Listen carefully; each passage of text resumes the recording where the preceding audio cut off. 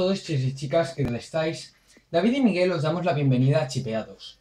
Chipeados se ha creado con el fin de enseñar sobre todo a usuarios novatos o principiantes que posean algún Arduino que puedan sacarle el máximo partido para que así pueda llegar a conseguir cualquier proyecto que se le proponga.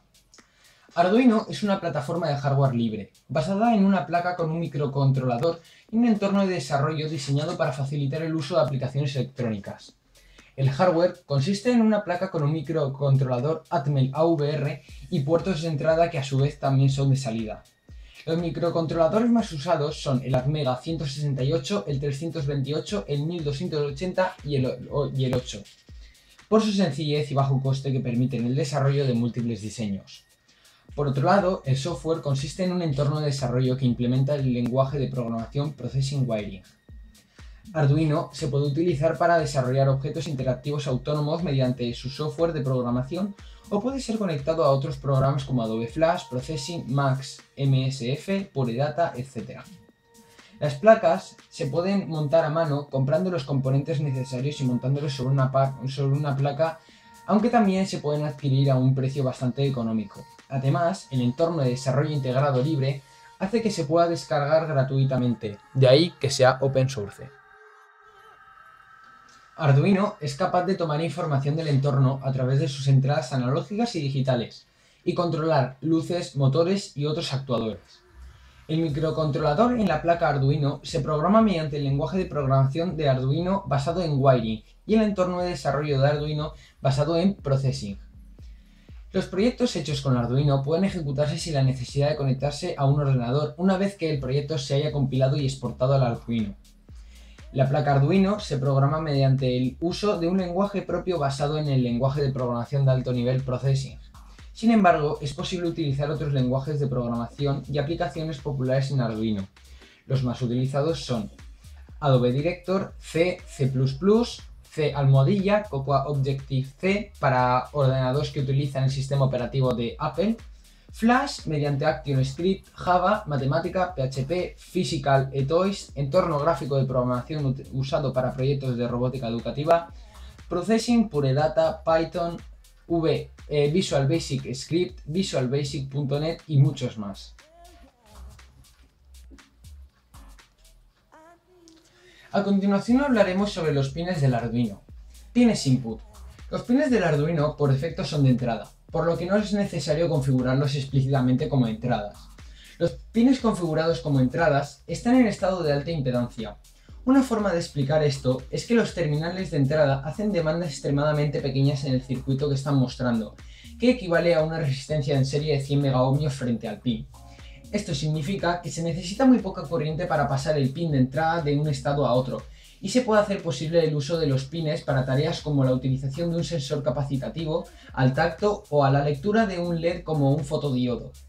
Esto también implica que los terminales de entrada que están sin conectar a un circuito cerrado o con los cables conectados a ellos pero sin estar conectados a otros circuitos de manera que quede cerrado, reflejarán cambios aparentemente aleatorios en el estado del pin, recogiendo el ruido eléctrico del entorno o el acoplamiento capacitativo del estado de un pin próximo. Los pines configurados como salida output mediante el comando pinMode se dice que están en un estado de baja impedancia. Esto significa que puede proporcionar una cantidad sustancial de corriente a otros circuitos. Los pines del Atmega pueden proporcionar corriente positiva o pueden proporcionar corriente negativa de hasta 40 mA en los dos polos a otros dispositivos o circuitos. Esta es suficiente corriente como para encender la brillante luz de un LED o para utilizar muchos otros sensores, pero no tienen la suficiente potencia como para utilizar la mayoría de relés, solenoides o bobinas, como lo queráis llamar, o motores eléctricos. Los cortocircuitos en los pines de Arduino o intentos de extraer mucha corriente en ellos pueden dañar o destruir los transistores de salida en el pin o incluso pueden dañar completamente el chip Atmega. También puede provocar la muerte de uno de los pines del microcontrolador Atmega, pero el resto del chip seguiría funcionando adecuadamente.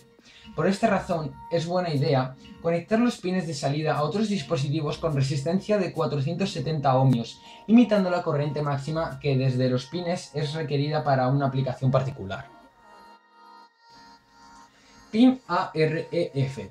Configura el voltaje de referencia usado por la entrada analógica. La función analogread devolverá un valor de 1023 para aquella tensión de entrada que sea igual a la tensión de referencia. La tensión aplicada en el pin AREF será la que haga que el conversor AD dé su máxima lectura en 1023, cuando lea una tensión igual a la aplicada en este pin. Tensión por debajo de esta, conectada a AREF, será escalada proporcionalmente. Así, cuando se usa la tensión de referencia por defecto, default, el valor que nos devuelve una tensión de 2,5 voltios en una entrada analógica será de 512. Pin ISCP. La placa Arduino posee una entrada ICSP, In-Chip Serial Programmer, que tiene acceso a la memoria del programa del AVER, es decir, el microcontrolador. Esto es que puede grabar directamente desde la PC al microcontrolador cualquier programa. Uno de ellos es el mismo bootloader o cargador de arranque del Arduino. Para grabar el bootloader es necesario el uso de un programador AVR. En resumen, mediante este pin podemos cargar directamente un programa al microcontrolador del Arduino sin necesidad del software de Arduino. Pin IORF. El pin IORF sirve para que la placa Arduino reconozca el tipo de alimentación que requieren las shields que se le acoplen encima, que puede ser de 3,3 voltios o de 5 voltios. Con todo esto acabaríamos de analizar los distintos componentes del Arduino, así que me voy a despedir informándoos que en el próximo vídeo analizaremos los distintos componentes que podemos encontrar en el IDE de Arduino o el software de programación de Arduino.